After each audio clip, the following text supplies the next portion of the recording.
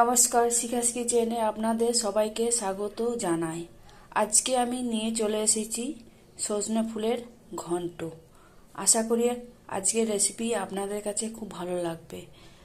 ভালো লাগলে অবশ্যই লাইক, কমেন্ট, শেয়ার করবেন আর চ্যানেলটি সাবস্ক্রাইব করে রাখবেন আগামী দিনে নিত্য নতুন রেসিপি পাওয়ার জন্য।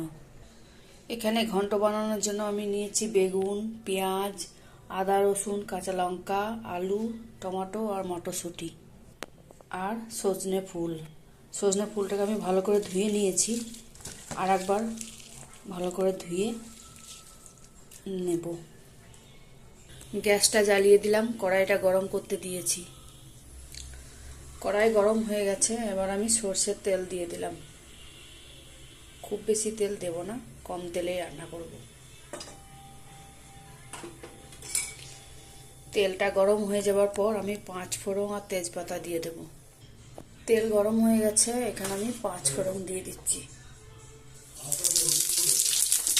আর দুটো তেজপাতা আর কাঁচা লঙ্কা চেরা দিয়ে দিলাম। কাঁচা লঙ্কাটা হালকা ভেজে নিয়ে পেঁয়াজটা দিয়ে দিচ্ছি।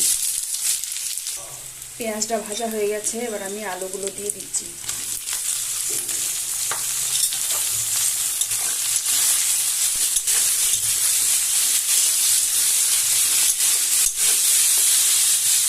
আলুটাকে একটু হালকা ভেজে নিয়ে আমি 1 চামচ মতন নুন দিয়ে দিচ্ছি। আলুটা প্রায় ভাজা হয়ে গেছে, এবার আমি মটরশুঁটিটা দিয়ে দিলাম।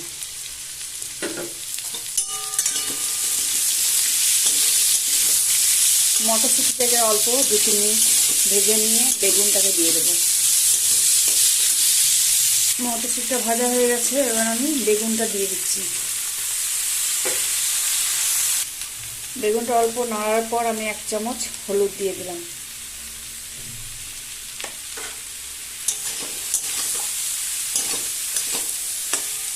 আর একটু ভালো করে ভেজে এবার মশলাটা দিয়ে দেব। আদা রসুন পেস্ট। এবার আমি আদা রসুনের পেস্টটা দিয়ে দিচ্ছি।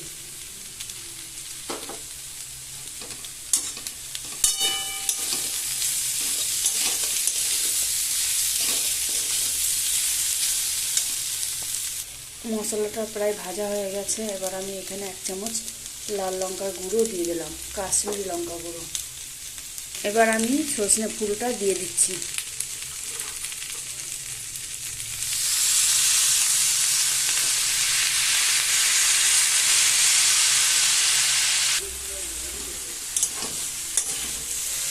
একটু নাড়াচাড়া করে এটা আবার 5 মিনিট ঢাকা দিয়ে রেখে দেবো।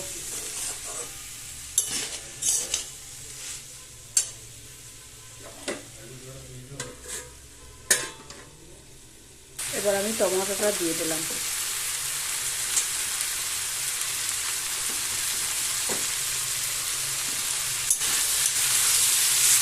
টমেটোটা দিয়ে আমি আরেকটু ভাজবো, আর একটা মশলা আমি রেডি করে রাখছি।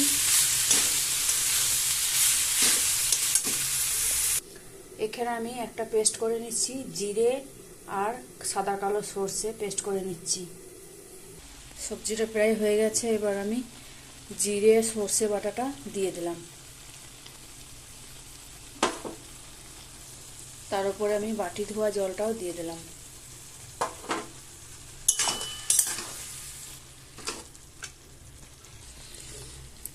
সবজিটা গামাখা মাখা হয়ে গেছে, অল্প আমি নুন দিয়ে দিচ্ছি। তখন 1 চামচ নুন দিয়েছি, আর এখন 1 চামচ নুন দিয়ে দিচ্ছি।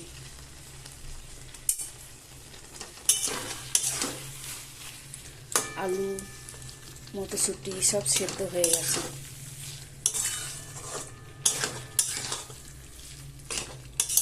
এবার আমি নামিয়ে নেব। দেখুন, সজনে ফুলের ঘন্ট আমার রেডি হয়ে গেছে, আর গরম গরম ভাতের সাথে সার্ভ পরিবেশন করবেন।